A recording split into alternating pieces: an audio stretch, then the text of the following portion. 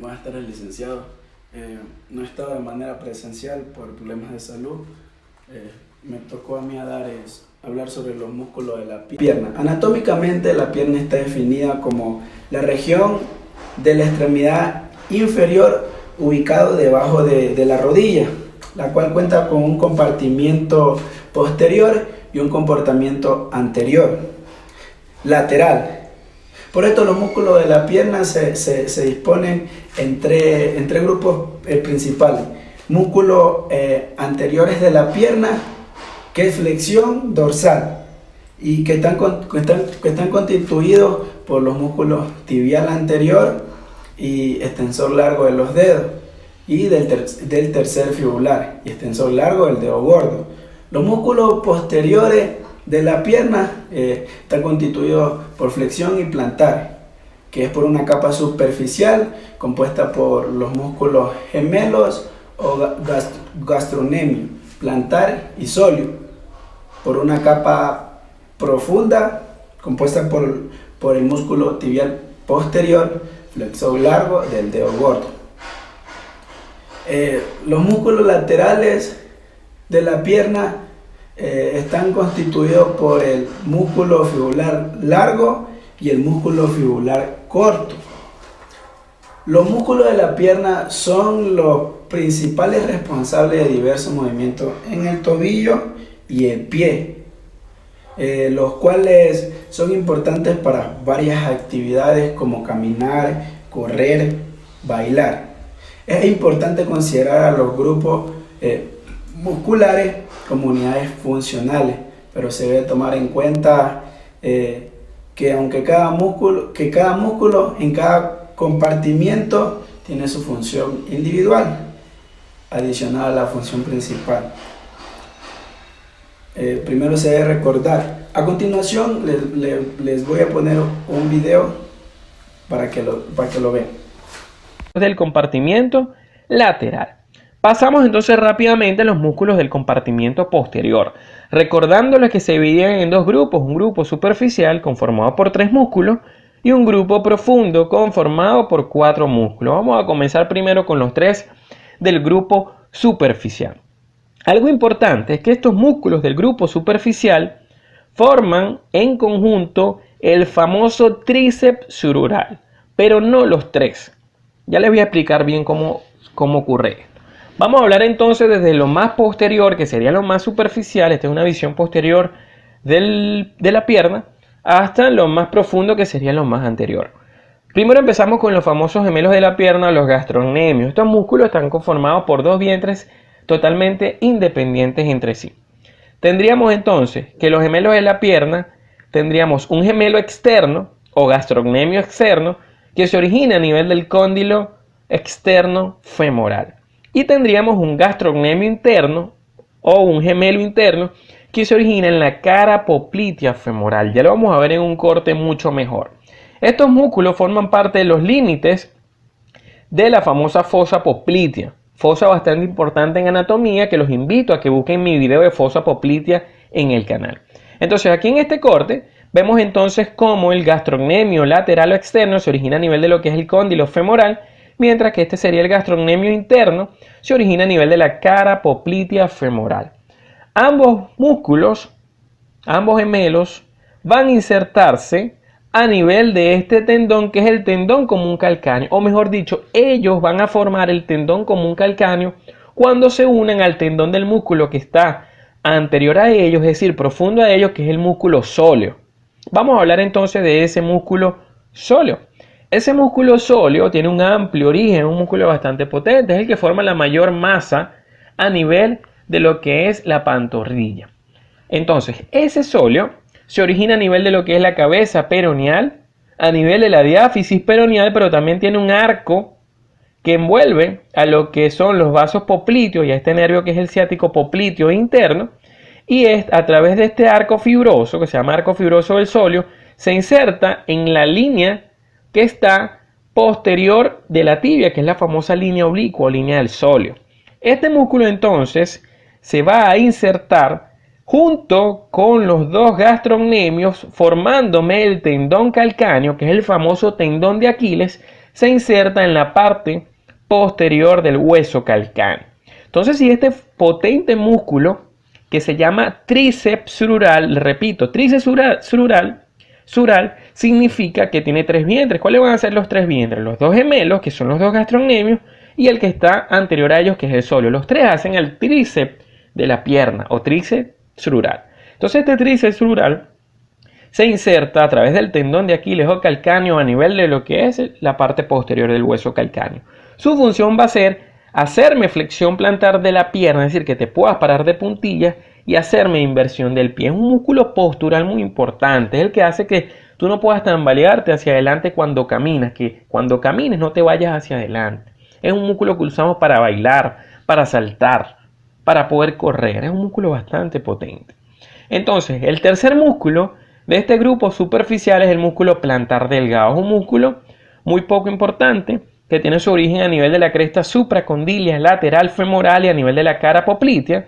Forma un largo tendón que se encuentra entre los gastrocnemios y el sóleo, pasa lateral a los gastrocnemios y se inserta en el mismo tendón calcáneo, pero en su parte lateral. Su función se dice que es muy poco comprendida. Ese es el nombre que le dan los autores a esta función. Por último, hablaremos entonces de los músculos profundos de este compartimiento posterior, que les recuerdo que eran 4. Vamos a cortar entonces primero los gastrocnemios, nos vemos así.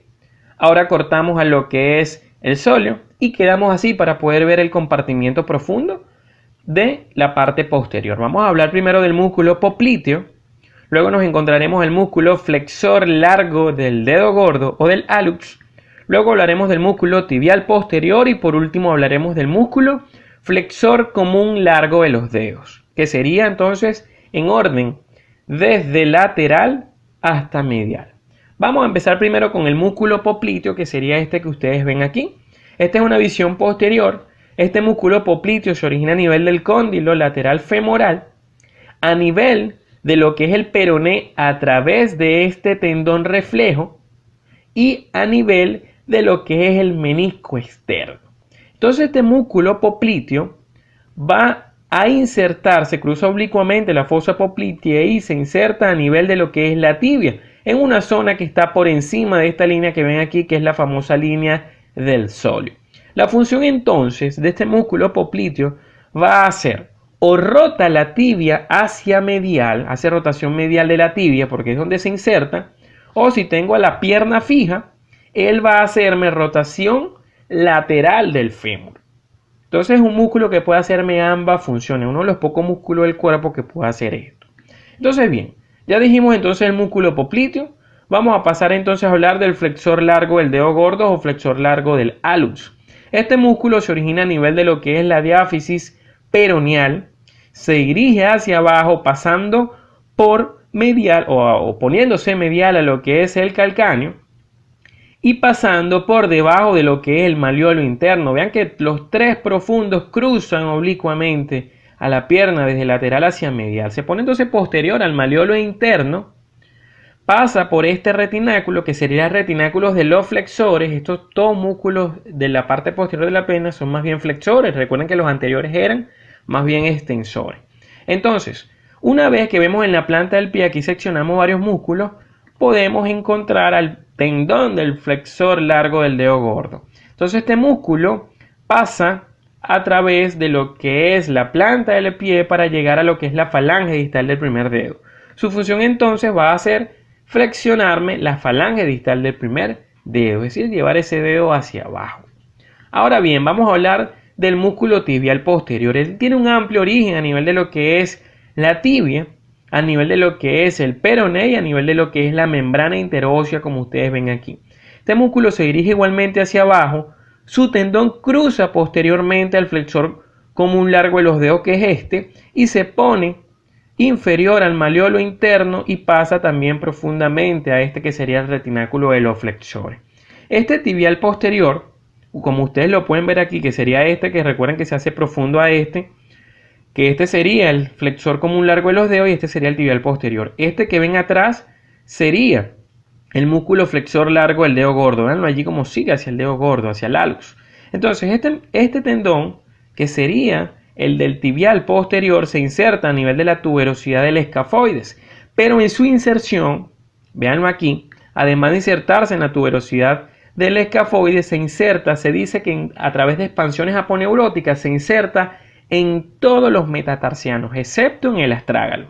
Que recuerden que el astrágalo es el único hueso que no tiene inserciones musculares directas. Ahora bien, ¿cuál va a ser la función del tibial posterior? Su función es hacerme inversión del pie. El último músculo del que hablaremos es el flexor común largo de los dedos, que sería el más postero medial. Este músculo tiene un amplio origen a nivel de lo que es la tibia por debajo de la línea del sóleo. Entonces, quien se origina en la línea del sóleo es el sóleo, quien se inserta por encima de ella es el popliteo y quien se origina por debajo de ella es el flexor común largo de los dedos. Este músculo se dirige hacia abajo, el tendón se pone por detrás de este que sería el tibial posterior, pasa también por el retináculo de los flexores y una vez que lo vemos aquí, que se encuentra a nivel de la pierna, o del pie, mejor dicho, en la planta del pie, se divide en 4 tendones, que estos 4 tendones van a ir a los 4 dedos más laterales. Ahora, él va a pasar por un canal que le va a hacer este músculo, que no vamos a ver porque es un músculo del pie, que sería el flexor corto de los dedos. Entonces él pasa superior, es decir, más profundo, recuerden que posición anatómica sería superior a este que sería el flexor corto de los dedos para insertarse en la falange distal del segundo al quinto dedo y su función va a ser entonces hacerme flexión de esas falanges distales del segundo hasta el quinto dedo. Ahora, la inervación de estos músculos les decía que es muy fácil porque es una inervación por compartimientos. Todos los músculos del compartimiento anterior están inervados por el nervio tibial anterior. Este nervio tibial anterior es una rama del nervio ciático popliteo externo. También se conoce con el nombre de nervio peroneo profundo. Me refiero a este nervio tibial anterior. Algunas veces, el propio músculo tibial anterior y el extensor común de los dedos están inervados directamente por el ciático popliteo externo. Pero la mayoría de las veces es así. Es por una de las ramas del ciático popliteo externo, que es el nervio tibial anterior o nervio peroneo profundo.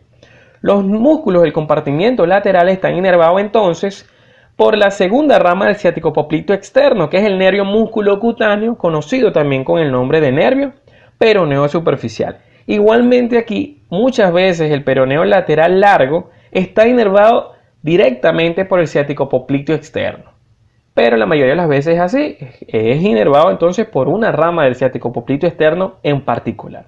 Y los del compartimiento posterior, sin excepción, tanto los superficiales como los profundos, están inervados por el nervio ciático popliteo interno, que se conoce con el nombre de nervio tibial, así solo, nervio tibial.